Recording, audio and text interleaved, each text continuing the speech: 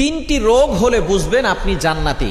অর্থাৎ তিনটি রোগ যদি আপনার হয় তাহলে মনে করবেন আল্লাহ পাক রব্বুল আলামিন আপনাকে ভালোবাসেন, আপনাকে মহব্বত করেন।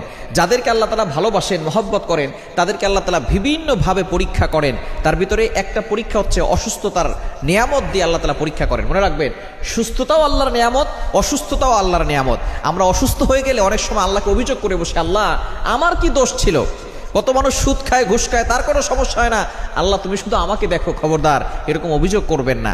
সুতরাং অসুস্থ হলে তিনটি রোগ যদি আপনার হয়, মনে করবেন যে আল্লাহ আপনাকে ভালোবাসে এবং আল্লাহ আপনাকে জান্নাত দিতে চাচ্ছেন। এক নাম্বার হচ্ছে যদি জ্বর হয়।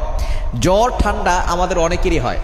একবার নবীজি সাল্লাল্লাহু আলাইহি সাল্লামের জামানায় কয়েকজন সাহাবী বসা, নবী সাল্লাল্লাহু আলাইহি সাল্লাম বলতেছেন, একজন সাহাবী বলতেছেন আমার খুব জ্বর হয়েছে, অনেক সাহাবী বলতেছেন আমারও জ্বর হয়।